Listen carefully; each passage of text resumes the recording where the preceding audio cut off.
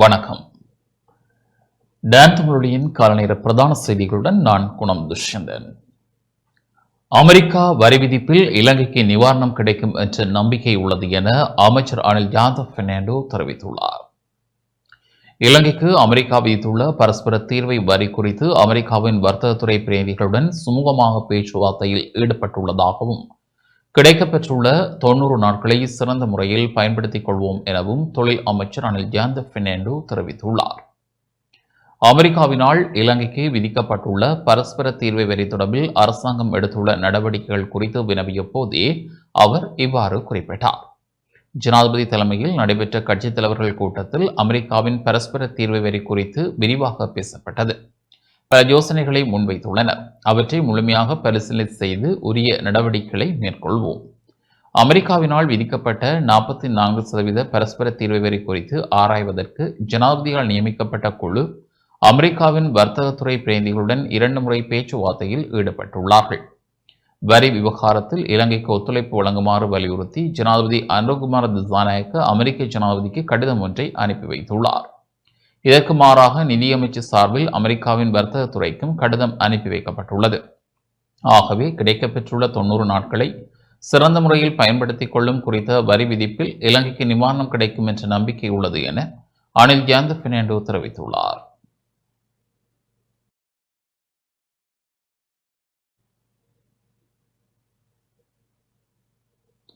இலங்கை பொருளாதாரம் நிச்சயமற்ற தன்மையில் உள்ளதாக சர்வதேச நாணய நிதியம் சுட்டிக்காட்டியுள்ளது.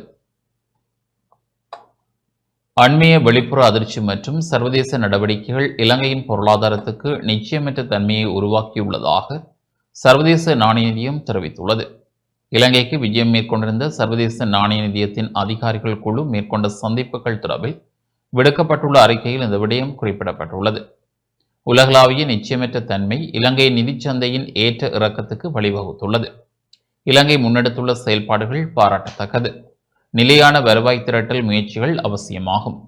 புதிய வரி விலக்குகளை தவிர்ப்பது நிதி வருவாய் கசிவுகளை தடுப்பதற்கு உதவும். மின்சார கட்டண கிரயத்தை ஈடு செய்யும் கட்டணம் தொடர்பில் அவதானம் செலுத்தப்பட வேண்டும் என சர்வதேச நாணய நிதியம் தெரிவித்துள்ளது.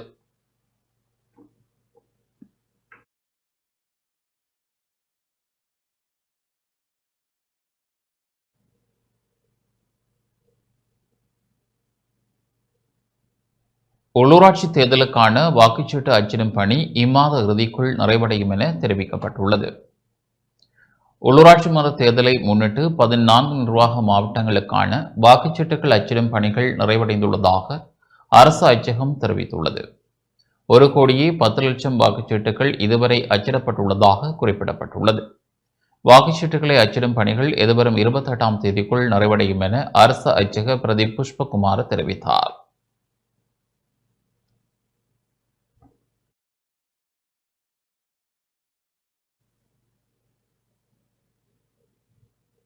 சுன்னாகம் பாரம்பரிய ரோட்டரி கழகத்தினால் முன்வள்ளிக்கு உதவி திட்டம் வழங்கப்பட்டுள்ளது.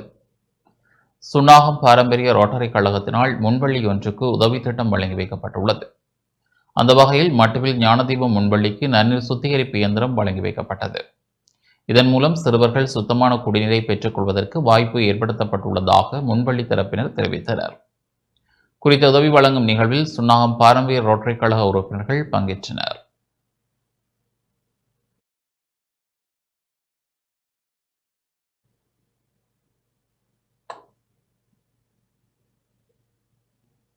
வடக்கு மாகாணத்தில் உள்ள வங்கிகளுக்கு இடையே துடுப்பாட்ட சுற்றுத்தொடர் நடாத்தப்பட்டுள்ளது.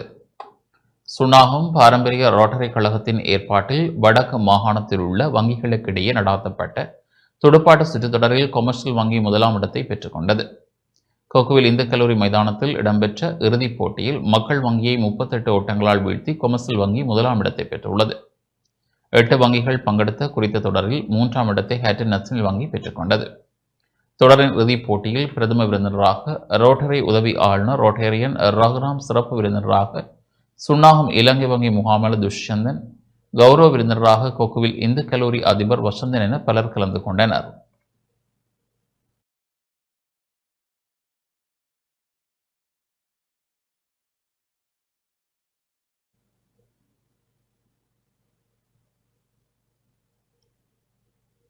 கிராமிய மக்களை தேசிய பொருளாதாரத்தில் இணைக்க தேவையான முதலீடுகள் கிராமங்களுக்கு கொண்டுவரப்படும் என பிரதமர் ஹரணி அமரசூரிய தெரிவித்துள்ளார். நாட்டின் அனைத்து பகுதிகளிலும் புதிய திட்டங்களை ஆரம்பித்து கிராமிய மக்களை தேசிய பொருளாதாரத்தில் இணைக்க தேவையான முதலீடுகளை கிராமங்களுக்கு கொண்டுவர அரசாங்கம் நடவடிக்கை எடுத்து வருவதாக பிரதமர் ஹரணி அமரசூரிய தெரிவித்துள்ளார். நேற்று மன்னார் நானாட்டான் பகுதியில் இடம்பெற்ற பிரச்சார கூட்டத்தில் இவ்வாறு குறிப்பிட்டார். நாட்டு மக்கள் அரசாங்கத்தின் மீது வைத்திருக்கும் நம்பிக்கையை பாதுகாத்து அவர்களின் எதிர்பார்ப்புகளை நிறைவேற்றுவதற்கு நாங்கள் அர்ப்பணிப்புடன் உள்ளோம். நாங்கள் நாட்டை பொறுப்பேற்கும் போது பொருளாதாரம் பலவீனமாக இருந்தது. உலகிற்கு முன்பாக நாம் வங்குரோத்து நிலையை அடைந்த நாடாக உத்தியோகபூர்வமாக அறிவிக்கப்பட்டோம். இன்று நாம் அதையெல்லாம் மாற்றி வங்குரோத்து நிலை என்ற முத்திரையை உத்தியோகபூர்வமாக அகற்றுவதில் வெற்றி பெற்றுள்ளோம். பொருளாதாரத்தை வளர்ச்சிப் பாதையில் கொண்டு செல்ல முடிந்துள்ளது. முதலீட்டாளர்கள் வரத் தொடங்கியுள்ளனர். சர்வதேச அளவில் மீதான நம்பிக்கை அதிகரித்து வருகிறது. நாட்டின் அனைத்து பகுதிகளிலும் புதிய திட்டங்களை ஆரம்பித்து கிராமிய மக்களை தேசிய பொருளாதாரத்தில் ஈடுபடுத்த தேவையான முதலீடுகளை கிராமங்களுக்கு கொண்டுவர நாம் நடவடிக்கை எடுத்து வருகிறோம். முன்னைய அரசாங்கங்கள் மக்கள் மீது சுமையாக இருந்தன. ஆனால் இன்று எம்மிடம் மிகவும் சிறிய அமைச்சரவை உள்ளது. எங்கள் அரசாங்கம் உங்களுக்கு ஒரு சுமையாக இல்லை. செலவுகள் குறைக்கப்பட்டுள்ளன. வீண்விரயம் குறைக்கப்பட்டுள்ளது. திருட்டுக்கள் இடம்பெறுவது இல்லை. இந்த வரவு செலவு திட்டத்தின் மூலம் அரசு ஊழியர்களின் அடிப்படை சம்பளத்தை அதிகரித்துள்ளோம். இன்று அரசு ஊழியர்கள் நல்ல சம்பளம் பெறக்கூடிய நிலையை அடைந்துள்ளனர். அரசு ஊழியர்கள் சுதந்திரம் தங்களது பணிகளை செய்வதற்கும் வாய்ப்பு வழங்கப்பட்டுள்ளது. அரசியல் நலன்களை அடிப்படையாக கொண்டு அல்லாமல் தரவுகளின் அடிப்படையில் மக்களுக்கான முடிவுகளை எடுக்கும் வாய்ப்பை அரசு ஊழியர்களுக்கு வழங்கியுள்ளோம். கிராமிய பொருளாதாரத்தை மேம்படுத்த வரவு செலவு திட்டத்தில் அதிக நிதியை ஒதுக்கியுள்ளோம். அந்த பணம் மக்களுக்கு முறையாக பயன்படுத்தப்பட வேண்டுமானால் உள்ளூராட்சி மன்றமும் தூய்மைப்படுத்தப்பட வேண்டும் என குறிப்பிட்டுள்ளார்.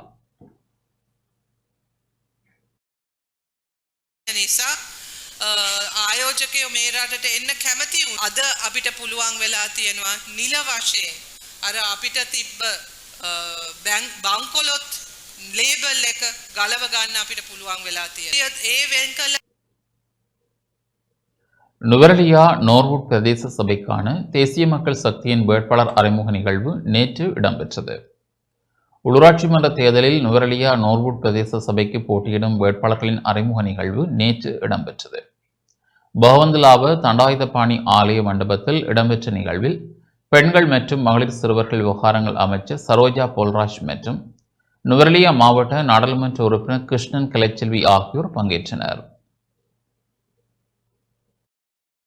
லஞ்சம், ஊழல், மோசடி நிறைந்த அரசியல் முறைமையை நாங்கள் மாற்றியிருக்கின்றோம்.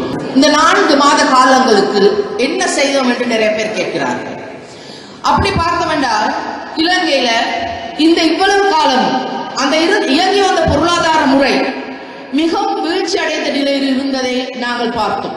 நாங்கள் உழைத்து சேகரிக்கின்ற ஒட்டுமொத்த பணத்தில் பாரிய அளவை இவ்வளவு காலம் இருந்த அரசாங்கத்தை செயற்படுத்தி வந்தவர்கள் அரசியல்வாதிகளாகவும் அதிகாரிகளாகவும் பாரிய அளவை பயன்படுத்தினால் மக்கள் நலனுக்காக எஞ்சியது மிகவும் கொஞ்சமானது. ஒவ்வொரு தோட்டங்கள்லையும் கேட்கப்பட்டது என்னது, ரோட்டு பிரதான ரோட்டு செஞ்சுட்டாங்க, இல்லைன்னா டாய்லெட் வசதி செஞ்சுட்டாங்க. இந்த கேள்விகள் எல்லாத்துக்குமே இந்த 5 வருஷம் கணக்குற நேரம் உங்களோட பிரச்சனைகள், நிறைய பிரச்சனைகளை தீர்க்கிறதுக்கான வேலை திட்டத்தான தேசிய மக்கள் சக்தி அரசாங்கம் வச்சிருக்கிறோம். வவுனியா குருமன்காடு சந்தியில் தமிழ் மொழியில் தண்டப்பத்திரம் கோரிய சாரதியை போலீசார் முச்சக்கர வண்டியில் ஏற்ற முற்பட்டமையால் அப்பகுதியில் நேற்று பதற்ற நிலை ஏற்பட்டது. வவுனியா குருமன்காடு சந்தியில் வவுனியா போக்குவரத்து போலீஸ் பொறுப்பதிகாரி தலைமையிலான போலீசார் தமிழ் மொழியில் தண்டப்பத்திரம் கோரிய சாரதியை தலையை பிடித்து இழுத்து கையை பிடித்து அமுக்கி முச்சக்கர வண்டியில் ஏற்ற முற்பட்டமையால் அப்பகுதியில் நேற்று பதற்ற நிலை ஏற்பட்டது. வாகன சாரதி ஒருவர் வர்த்தக நோக்கத்திற்காக குருமன்காடு சந்தியில் வாகனத்தை நிறுத்தியுள்ளார். இதன்போது வாகனத்தை அவ்விடத்திலிருந்து அகற்றுமாறு போக்குவரத்து போலீசார் தெரிவித்துள்ளனர். எனினும் வர்த்தக நிலையத்துக்கு பொருட்களை இறக்குவதனால் சிறிது நேரம் காலவாசம் தருமாறு வாகன சாரதி கோரிய வேளை போக்குவரத்து போலீசார் வாகன திறப்பை எடுத்து சென்றனர். இதனால் வாகனத்தை நிறுத்த தடை செய்யப்பட்ட இடத்தில் வாகனத்தை நிறுத்தியமை என சிங்கள மொழியில் போலீசார் தண்டப்பத்திரம் வழங்கிய வேளை பிரச்சனை ஏற்பட்டது. தமக்கு என்ன குற்றம் என தெளிவில்லை என்று வாகன சாரதி தமிழ் மொழியில் தண்டப்பத்திரம் கோரியமையால் வாகன சாரதிக்கும் போக்குவரத்து போலீசாருக்கும் இடையே வாய்த்தர்க்கம் ஏற்பட்டது. அதன் பின்னர் அவ்விடத்துக்கு விரைந்த வவுனியா போக்குவரத்து போலீஸ் பொறுப்பு அதிகாரி கடமைக்கு இடையூறு என தெரிவித்து குறித்த வாகன சாரதியை முச்சக்கர வண்டியில் ஏற்றி போலீஸ் நிலையத்துக்கு செல்ல முற்பட்ட வேளை பதற்ற நிலை ஏற்பட்டது. எந்த தவறும் செய்யாத என்னை எவ்வாறு கைது செய்ய முடியும் எனவும் அவர் தவறு செய்தால் தண்டப்பத்திரம் தானே வழங்க வேண்டும் எனவும் வாகன சாரதி கூறி முச்சக்கர வண்டியில் ஏற மறுப்பு தெரிவித்தார். அதனை அடுத்து போக்குவரத்து போலீசார் குறித்த வாகன சாரதியின் தலையை பிடித்து இழுத்து கையை பிடித்து அமுக்கி முச்சக்கர வண்டியில் ஏற்றி வவுனியா போலீஸ் நிலையத்துக்கு கொண்டு சென்றனர். இவ்வாறு குறித்த வாகன சாரதி போலீஸ் காவலில் வைக்கப்பட்டுள்ளார்.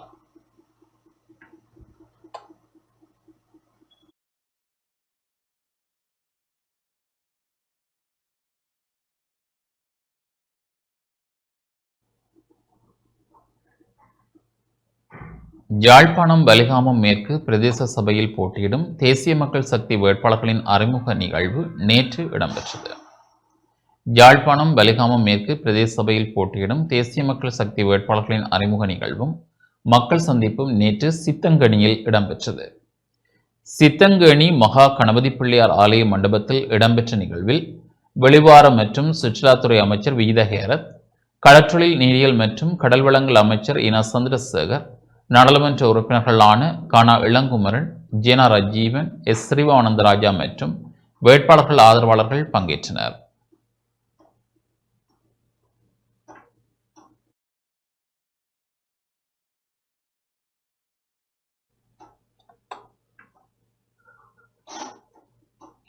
சுற்றுலாத்துறை அமைச்சர் வீத ஹேரத் யாழ்ப்பாணத்தில் சுற்றுலாத்துறை தொடர்பில் ஆராய்ந்துள்ளார்.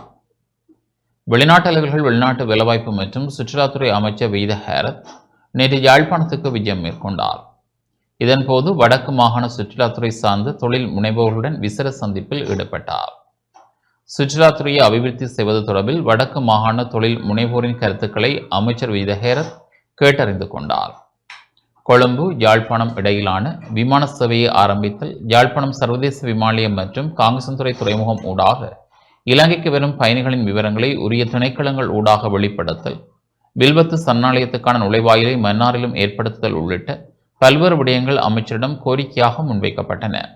இந்த நிலையில் குறித்த கோரிக்கைகளை நடைமுறைப்படுத்துவது குறித்து சாதகபாத விடயங்கள் தெளிவுபடுத்தப்பட்டன.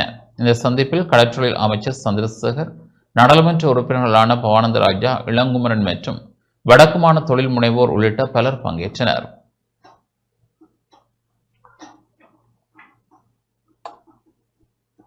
கலந்துரையாடல் நிறைவில் பிரதமர் ஹரணி அமரசூரியவின் யாழ்ப்பாண விஜயம் தொடர்பில் ஏற்படுத்தப்பட்ட சர்ச்சைகள் குறித்து கேள்வி எழுப்பப்பட்ட நிலையில் அது குறித்து தனக்கு எதுவும் தெரியாது என அமைச்சர் வீத ஹேரத் பதிலளித்துள்ளார்.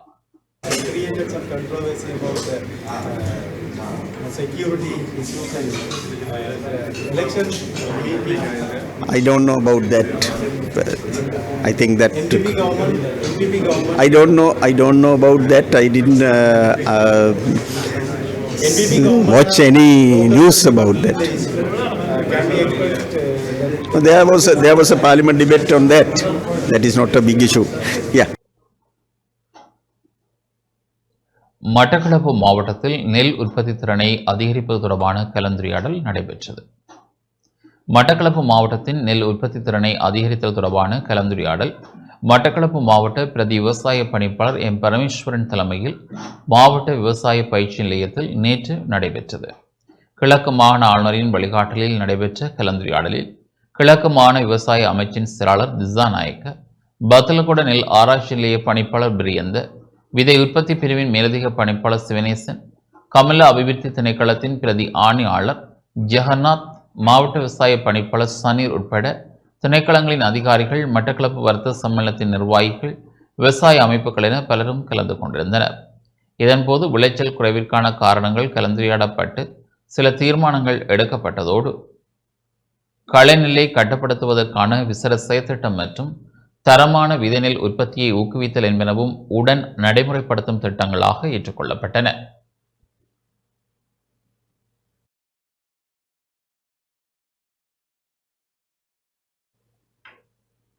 இத்துடன் இந்த செய்திகள் நிறைவு பெறுகின்றன. தொடர்ந்து நமது நிகழ்ச்சியுடன் இணைந்திருங்கள். வணக்கம்.